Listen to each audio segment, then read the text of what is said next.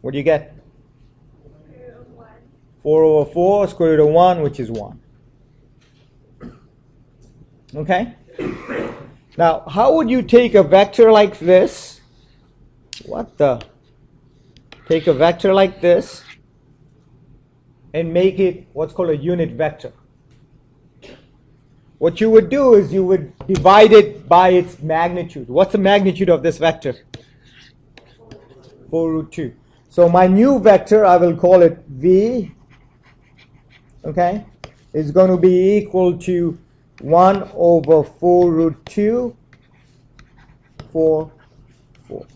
In other words, I took this vector and I divided it by its magnitude. Divided it by its magnitude.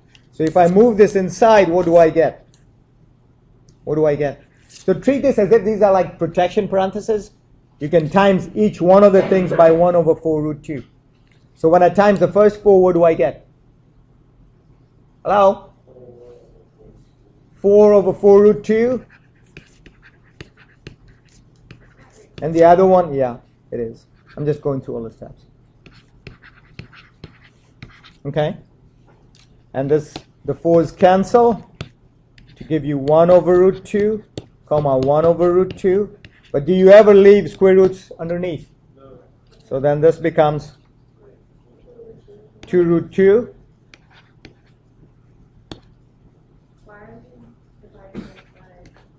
Okay, root 2 over 2, hang on. Root 2 over 2, comma, root 2 over 2. Isn't the magnitude of this 1? Didn't we just show that? Okay? So essentially what in this one slide, what I've given you is first of all, how to find the magnitude of a vector. And 2, to take a vector and make it a unit vector. We're going to need that concept later on. Okay? So what do you do to get a unit vector? Divide by the magnitude. Laura, question.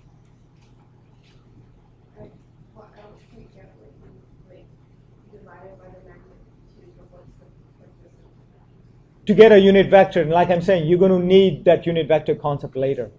So right now, let's learn how we do it, and then later we'll learn why we do it. Yeah? Are unit vectors like below 1? Or I'm like, yeah, are they like below 1? Are they like below 1? Sorry? Like, No, unit vector is a vector whose magnitude is 1. Yeah, that's what a unit vector is. Its magnitude is 1. Okay? And we'll need that concept a little later. All right, everybody understand how to find the magnitude of a vector and how to get a unit vector out of a given vector? Yeah? Okay.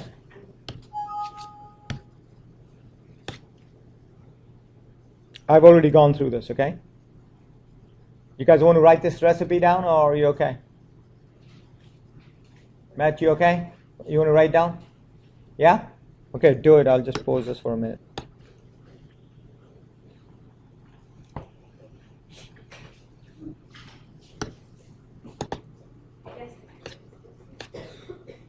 Okay, the last one. So remember what I started out with. Okay, I told you there are 3 ways of representing vectors: geometric, component, and ij. So here's ij that you were asking me about. Okay.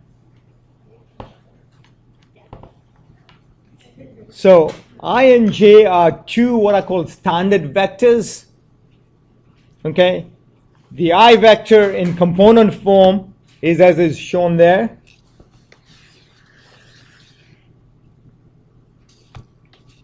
Okay. So the I vector goes along the x-axis. In component form, it's like that. Okay. So you can see now the connections between this and complex numbers, right?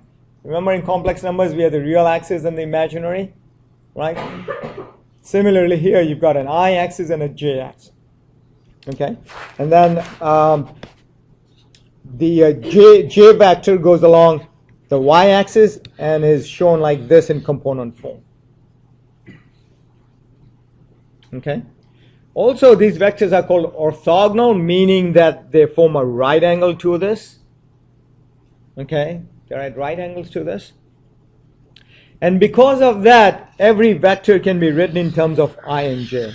Every vector can be written in terms of I and j.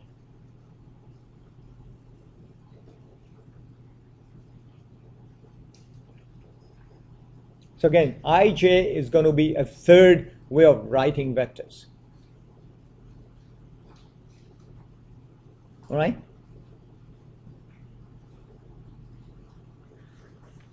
So let me show you the example that we started out with. Okay, see, we had a component vector u was written as 4, 4.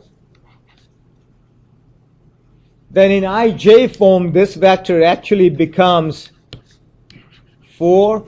Now notice how I bold I, okay? See, it's not just an ordinary I. It's a bolded I. Plus 4j.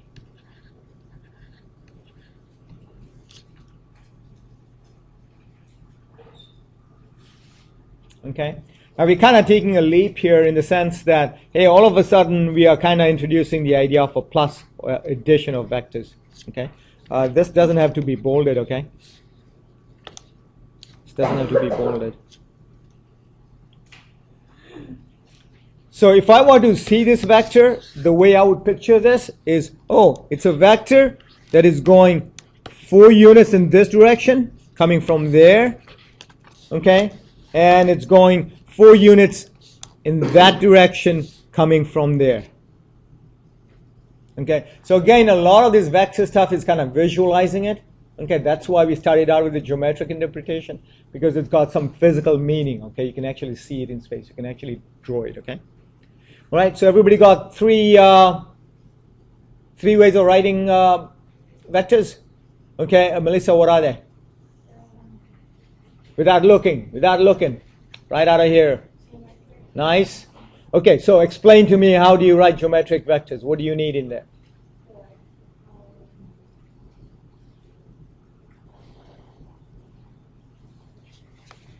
Someone want to help her out? Someone want to help her out? Beta? That's okay. Beta? What do you need? You need 2 coordinates. Okay? Yeah, you need, what's the coordinate of the first point? What's the first point called? Initial point. And the last one? Terminal point. Okay? And the notation would be something like that. Okay? The second one. What's the second one? Audrey, the second way. Starts with a C. Component form. And what is its notation?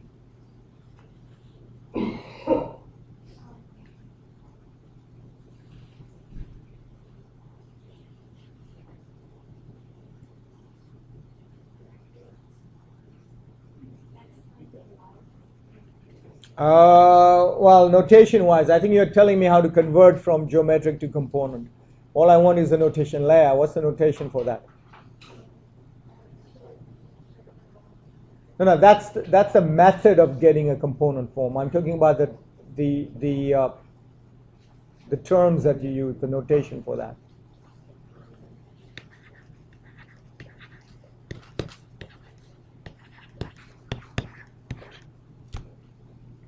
Bolded letter to name the vector, angle bracket, number, comma, number, angle bracket, component form.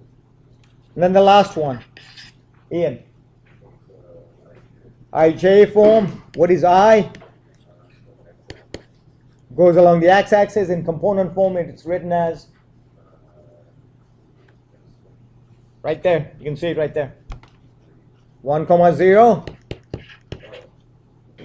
Okay, and J in component form would be, you can see why this is going to present a challenge, because this is all brand new stuff. Okay, it's all brand new stuff, right? Okay, let's see if there's another slide left on this thing here. Oh, end of day 1, right on.